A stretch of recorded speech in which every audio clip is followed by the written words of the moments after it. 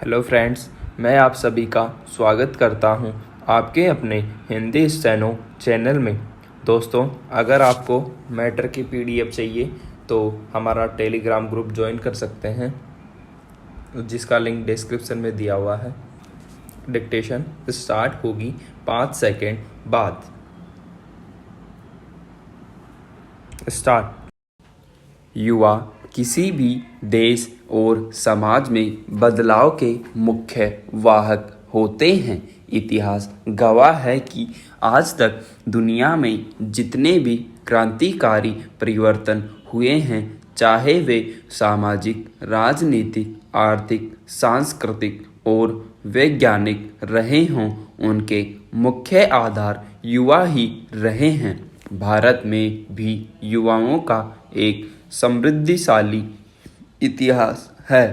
प्राचीन काल में आदि गुरु शंकराचार्य से लेकर गौतम बुद्ध और महावीर स्वामी ने अपनी युवावस्था में ही धर्म एवं समाज सुधार का बीड़ा उठाया था। आचार्य कौटिल्य ने मगध की जनता को नंद वंश के शासन से मुक्ति दिलाने के लिए एक युवा चंद्रगुप्त मौर्य को अपना प्रमुख साधन बनाया था। पुनर्जागरण काल में राजा राम मोहन राय, स्वामी दयानंद सरस्वती के साथ स्वामी विवेकानंद जैसे युवा विचारक ने धर्म एवं समाज सुधार आंदोलन का नेतृत्व किया। स्वामी विवेकानंद ने तो शिकागो धर्म सम्मेलन में अपनी ओजस्वी भाषण शैली एवं विद्वता के बलबूते भारतीय धर्म दर्शन की विजय पताका फहरा दी थी। उनके ओजस्वी भाषण के बाद पश्चिमी साम्राज्यवादी देशों के लोग भी भारतीय ज्ञान से अचंभित हो गए थे। आधुनिक काल में टीपू सुल्तान, रानी लक्ष्मीबाई, भगत सिंह, चंद्रशेखर आज़ाद और नेताजी सुभाष चंद्र बोस जैसे युवा क्रांतिकारियों ने अंग्रेजों के दांत खट्टे कर दिए थे। राष्ट्रपिता महात्मा गांधी के आंदोलनों को सफल बनाने एवं उनके नेतृत्व में भारत को आज़ादी दिलाने में कई युवा नेताओं का भी योगदान रहा है। यदि आज़ादी से लेकर अब तक के 7 दशकीय समकालीन भारत के इतिहास की बात की जाए तो इस काल में भी हुए कई आंदोलनों और परिवर्तनों का नेतृत्व युवाओं ने ही किया है। भारत को खाद्य उत्पादन में आत्मनिर्भर बनाने से लेकर परमाणु शक्ति संपन्न बनाने तक का जिम्मा युवा कंधों ने उठाया।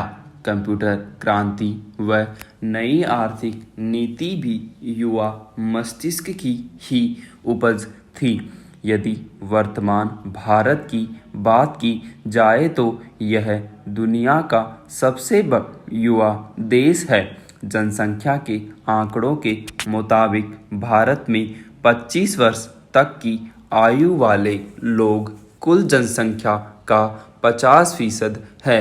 वहीं 35 वर्ष तक वाले कुल जनसंख्या का 65% है। यही कारण है कि इसे दुनिया भर में उम्मीद की नज़रों से देखा जा रहा है और 21वीं सदी की महाशक्ति होने की भविष्यवाणी की जा रही है। युवा आबादी ही देश की तरक्की को रफ्तार प्रदान कर सकती है।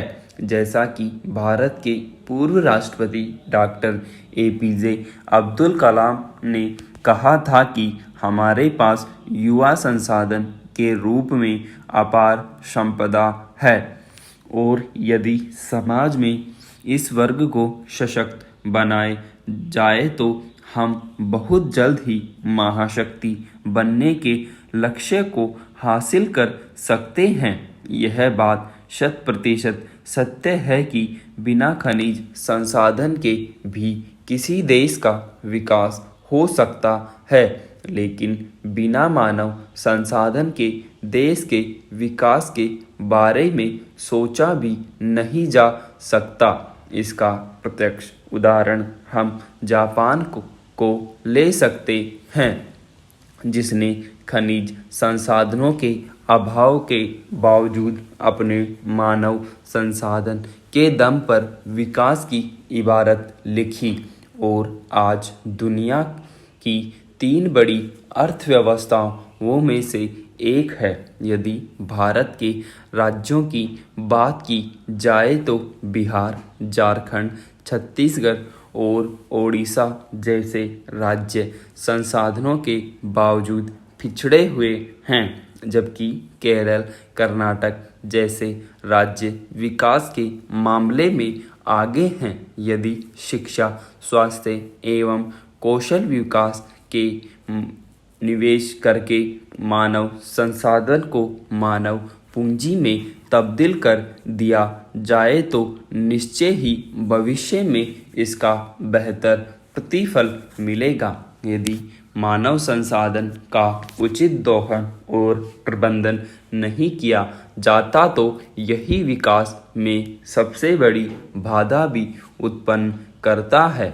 उदाहरण के रूप में हम आतंकवाद, नक्सलवाद और उग्रवाद में संलिप्त युवाओं को ले सकते हैं।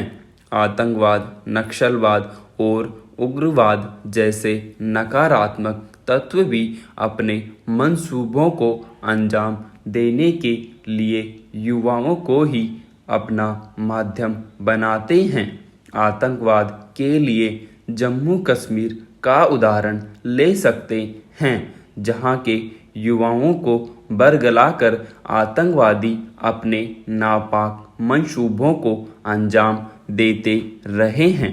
80 के दशक में पंजाब भी ऐसे ही संकट से जूझ रहा था। पश्चिम बंगाल, छत्तीसगढ़ और झारखंड जैसे राज्यों में फैला नक्सलवाद भी युवाओं के कंधों पर ही बंदूक रखकर अपना निशाना साध रहा है। पूर्वोत्तर में यही हाल है। देश में तेजी से फैलता नशाखोरी का जाल भी युवाओं को अपने चपेट में ले रहा है, जिसमें पंजाब का उदाहरण प्रमुख है। ऐसी मुश्किल स्थिति में युवाओं को उपयुक्त मार्गदर्शन की अति आवश्यकता है। भारत की युवा शक्ति को सकारात्मक कार्यों में प्रयुक्त करने की जरूरत है। आवश्यकता है ऐसे प्रेरणा स्रोतों एवं पथ प्रदर्शकों की जो युवा पीढ़ी को सकारात्मक और बेहतर रास्ता दिखा सके। युवाओं के दिग्भ्रमित होने और गलत रास्ते पर जाने का एक कारण लोग बेरोजगारी को मानते हैं, लेकिन युवाओं को अपनी ये मानसिकता बदलनी होगी कि सरकारी नौकरी ही रोजगार का एकमात्र जरिया है। भारतीय समाज में यह आम धारणा है कि सरकारी नौकरी ही जीवन की सफलता का पैमाना है। समाज के लोगों को इस धारणा को बदलना होगा। उदारीकरण एवं सूचना क्रांति के आधुनिक युग में रोजगार एवं स्वरोजगार की संभावनाओं की कमी नहीं है। इसका उदाहरण अमेरिका और यूरोपीय देशों से ले सकते हैं, जहां युवा इन संभावनाओं का भरपूर लाभ ले रहे हैं। भारत में भी गुजरात का उदाहरण ले सकते हैं, जहां लोगों ने उद्यमशीलता के बूते स्वयं को देश के अन्य लोगों को भी रोजगार प्रदान कर सक्षम बनाया है। भारत दुनिया का सबसे बड़ा लोकतांत्रिक देश है। इसके बावजूद यहाँ राजनीति में युवाओं की भागीदारी बेहद कम है। अक्सर देखा गया है कि राजनीति को लेकर युवाओं में नकारात्मकता का भाव होता है। इसलिए वे राजनीति में नहीं आना चाहते, लेकिन उन्हें यह समझना चाहिए कि जब तक वे राजनीति में भागीदारी नहीं करेंगे तब तक राजनीति से नकारात्मकता दूर नहीं होगी। भारतीय संविधान ने 18 साल से अधिक उम्र के युवाओं को मतदान का अधिकार दिया हुआ है। ऐसे में युवाओं की भूमिका काफ़ी अहम हो जाती है। इसके अलावा युवाओं को बेहतर मानव संसाधन में बदलने के लिए शिक्षा व्यवस्था में भी सुधार की ज़रूरत है।